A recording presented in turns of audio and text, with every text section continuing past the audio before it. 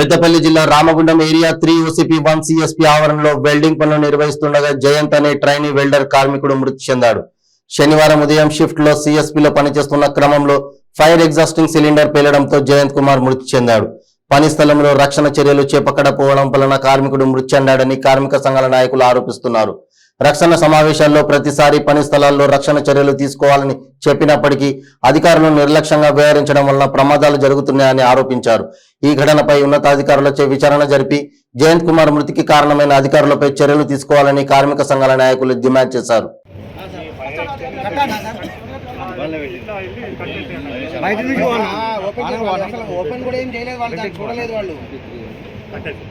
First పైన ఇక్కడ welding అయిపోయింది. వాళ్ళు వెల్డింగ్ చేసేసి కేబుల్ చుడుతున్నారు. ఆ వెల్డింగ్ విషయం పక్కనే ఉన్నాయి. మూడు అప్పుడే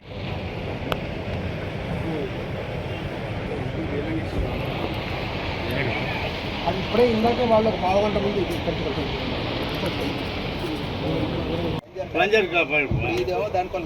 లాకుంటుంది. ఇవన్నీ ఎత్తినా అదే వస్తుంది. ఏది పైరు మనం కంట్రోల్ చేయడానికి మాత్రమే బయటికి ఎగిరింది కదా, బయటకి ఎగిరి తలిగిందని పౌడరు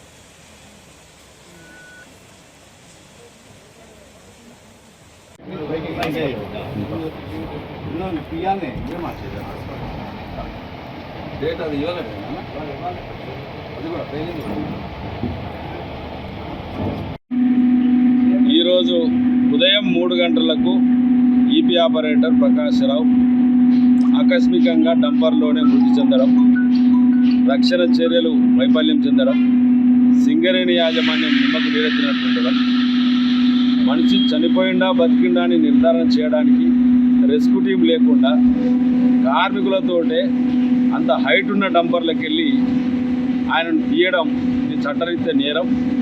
దీనిపైన కఠినమైన చర్యలు తీసుకోవాలని చెప్పేసి BMS పరంగా డిమాండ్ చేస్తూ ఉన్నాం. అట్లనే OC1ల మొదటి షిఫ్ట్లో బట్టి జయంత్ అనే ట్రైనీ వెల్డర్ వెల్డింగ్ పనులకు కేటాయించి అక్కడ ఫైర్ సిలిండర్ ఉన్నప్పటికీ కూడా ఆ ప్రాంతం అంతా కూడా నిషేధిత ప్రాంతం అని చెప్పేసి ప్రకటించకుండా, బెస్సులు పెట్టకుండా, రక్షణ చర్యలు పాటించకుండా, రక్షణ చర్యలకు సంబంధించిన ఎక్విప్మెంట్ పెట్టకుండా ఇవాళ 35 సంవత్సరాలు కలిగిన జూనియర్ కార్మికులు ప్రాణాలు కోల్పోవడం ఇది సింగరేణి యాజమాన్యం నిర్లక్ష్యానికి నిదర్శనం. రక్షణ చర్యలను విస్మరిస్తున్న సింగరేణి అధికారులపైన కఠినమైన చర్యలు తీసుకోవాలని చెప్పేసి సింగరేణి గవర్నమెంట్ కార్మిక సంఘం BMS పరంగా డిమాండ్ చేస్తూ ఉన్నాం. స్వయం ప్రతిపత్తికి కల్పించాలని చెప్పేసి సేఫ్టీ ట్రైపార్టైట్ సమావేశాలలో కూడా దానికి సంబంధించిన అంశం కూడా లేవనెత్తడం. మినిట్స్ ఆఫ్ రికార్డింగ్ రాసుకుంటాను కానీ అమలు చేయడంలో వైఫల్యం చెందుతాను సింగరేణి యాజమాన్యం. 2022 సంవత్సరానికి పార్లమెంటులో కూడా ఒక పార్లమెంటు సభ్యుడు అడిగిన ప్రశ్నకు అత్యధికంగా ప్రమాదాలు జరిగింది సింగరేణి కాలేజ్ దేశం మొత్తంలో అని చెప్పేసి కూడా నిర్ధారణ చేయడం కూడా జరిగింది. ఈ రక్షణ చర్యలు విస్మరిస్తే కఠిన చర్యలు ఉంటే తప్ప వీళ్ళు మారరు సింగరేణి అధికారులు అని చెప్పేసి ఈ సందర్భంగా స్పష్టంగా డిమాండ్ చేస్తూ ఉన్నాం. తక్షణమే దీనిపైన పూర్తి DGMS ద్వారా విచారణ జరిపించి కఠినమైన చర్యలు తీసుకోవాలని చెప్పేసి సింగరేణి గవర్నమెంట్ కార్మిక సంఘం BMS పరంగా డిమాండ్ చేస్తాం. సేఫ్టీ పట్ల అశ్రద్ధ వహించడం మూలాన, సరి అయిన రక్షణ చర్యలు తీసుకోకపోవడం మూలాన ఇవాళ నిన్న నైట్ షిఫ్ట్లో 3 గంటలకు పల్లెని ప్రకాశ్రావు అనే ఒక EP ఆపరేటర్ చనిపోవడం జరిగింది. ఒత్తిడి పెంచడం మూలాన ఉత్పత్తిపై దృష్టి పెట్టి కార్మికులపై ఒత్తిడి పెంచడం మూలాన ఇవాళ ఒక EP ఆపరేటర్ కార్మికుడు నైట్ షిఫ్ట్లో చనిపోయాడు. అంతేకాకుండా ఇవాళ ఫస్ట్ షిఫ్ట్లో ఏదైతే పత్తిని జయంత్ కుమార్ ట్రైనీ వెల్డర్ మరి ఎసిటిలీ అనే ఒక సిలిండర్ అది పేలడం మూలాన చనిపోవడం జరిగింది.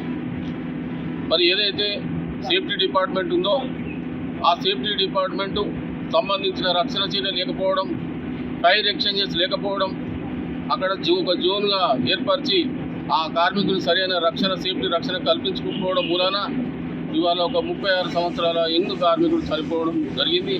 ఇది చాలా విచారకరం. ఐఎన్టీసీ పక్షాన ఖండిస్తూ ఉన్నాం. ఏదైతే యాజమాన్యం చెప్తుందో ఎస్ఓపి అని బెల్ట్ పెట్టాలని జాకెట్లు పెట్టాలని ఒత్తిడి చేస్తాను తప్ప మీద ఆ జరిగిన ఏదైతే యాక్సిడెంట్ అయినప్పుడే ఈ మైనింగ్ వాళ్ళు కూడా మైనింగ్ ఇన్స్పెక్టర్ హడావుడి చేస్తాను కానీ దాని సరైన భద్రత కల్పిస్తలేరని మేము ఖండిస్తూ ఉన్నాం ఐఎన్టీసీ పక్షాన.